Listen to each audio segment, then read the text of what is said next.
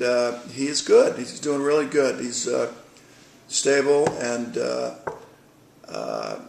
lot of the high blood pressure medicine and seizure medicine and a lot of the other stuff that he's taking is the doses have been brought way down, and we've actually DC'd, which is discontinue, a lot of medicines as well. So he's doing good. Movement is very important, and stimulation.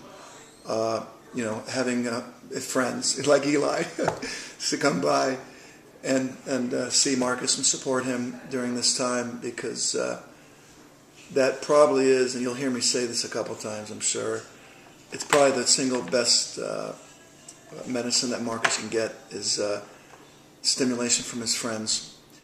There's been hundreds and hundreds of caregivers between doctors and surgeons and specialists and CNAs, PCAs, therapists, speech, OT, you name it, of caregivers that have been involved with Marcus's progression.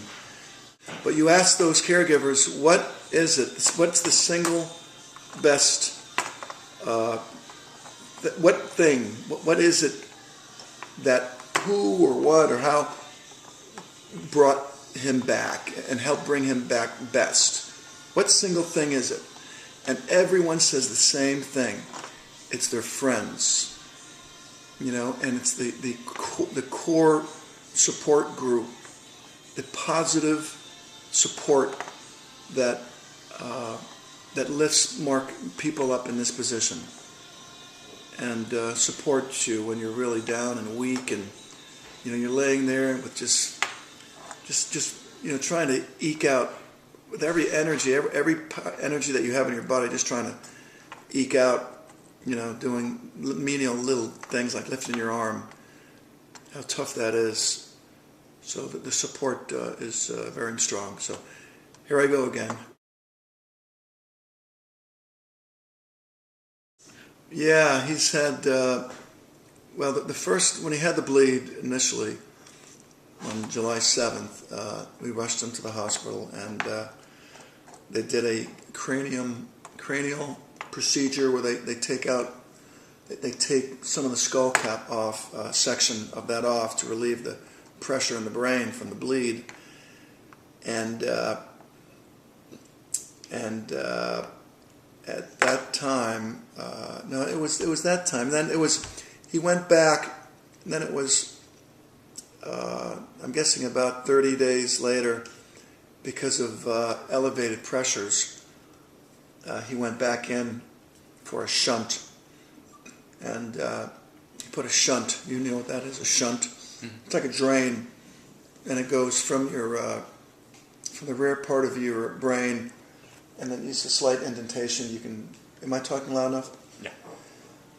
That you can feel from just 2 or 3 inches behind the ear, and then that line just runs right down into the stomach, through the neck and into the stomach, and that relieves pressure from residual blood or bleeding that's still.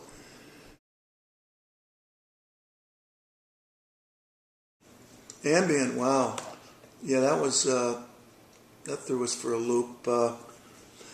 We were reading in the front of Time magazine in this past summer, the Time magazine article that had the hummingbird. It was a green cover, and it had the hummingbird on the front cover, and it talked about this miracle drug for coma patients called Ambien, which was a sleeping drug that had a paradoxical effect to it, which meant that when you took it, instead of going to sleep, it woke you up because of the brain and the type of injury. And we read it. We looked at different articles and surveys and different things. I mean, literally, a handful of patients in the country, not a lot, have that reaction to it. So we gave it. We wanted to do it, and the doctors said no. We don't want to do it. Not on our watch, more or less. And we kept pushing, and it was probably about a month later that they finally gave in to us and said, "Okay, let's try it." And we tried it, and literally 15 minutes after we gave him the Ambien, he had a big smile on his face. His eyes were wide open, and he was lifting up his hand and waving that he had never done before. Waving to us. It was off the hook. So it was great. And of course, everybody, we called, who was it? That John White was the leading researcher in this field. Dr. John White, the Einstein Institute. There was a lot of funding from the war, from the Wounded Warrior Project, because of all the roadside bombs and brain injuries that the soldiers were getting. There was a lot of funding for research. And of course, we had like 3 different film crews come to film, the before and after effect of this Ambien. And it would last for about 4 or 5 hours. And then it was, again, uncharted territory, so we didn't know how much to give him, when to give it to him. I mean, would it wear off? Would it have a negative effect? But we did a lot of different studies, including the placebo with it, the drug. And long and short is that the baseline got better. So when he was off of it, the baseline was better, and so that's a good thing. And so that was great. And we ended up taking him to Yale. We fell in love with our surgeon up there, so we wanted him to get the credit. We took him up there about a month ago and did a 24-hour, 5-day EEG. He was hooked up with the wires and with the before and after drugs, and so it worked out good. And it's good. I mean, the good news is that his baseline is as good before the injury. So we've seen incredible progression in the brain healing. The type of injury that he has, it's in a spot where it gets a lot of blood flow, and it just takes time because it was a pretty good sized bleed.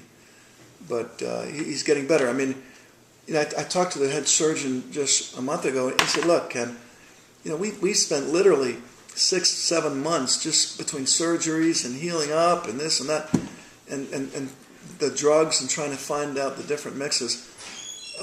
So we just started to heal.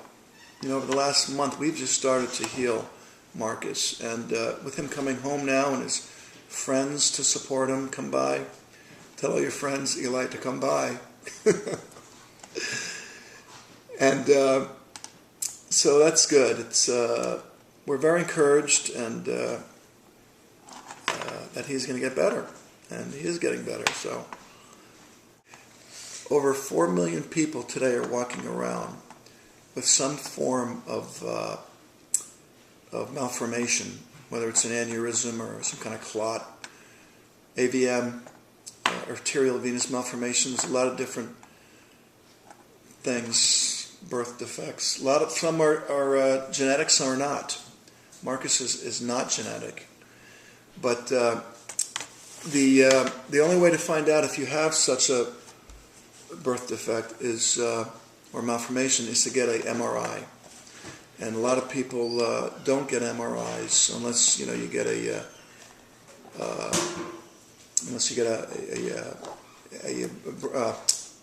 concussion or an injury. But my suggestion is not to run and get an MRI, but if you do play impact sports, is to get one. Get one. If nothing else, just to get a good baseline. So I know the NFL right now is doing that. Guys going, signing up, for spring camp, summer training, just to make the roster. They're getting a baseline MRI to see what's going on, and should they have a concussion, they have something to compare it to. So that's very important. And yeah, okay. I wish everybody good luck, and the progression that we've seen over the last decade and in this field has been incredible, and it just keeps ramping up, mainly because of technology and funding for this research. has gotten better. I mean, there was a gamma knife, 10 years ago now, 5 years ago, they've had a cyber knife, which is, pinpoint accuracy to go into parts of the brain to work on. But so that's all good news, and just have everybody be careful and try not to stack the odds. Enjoy life to the fullest, but don't stack the odds. Good luck, Eli. Thank you.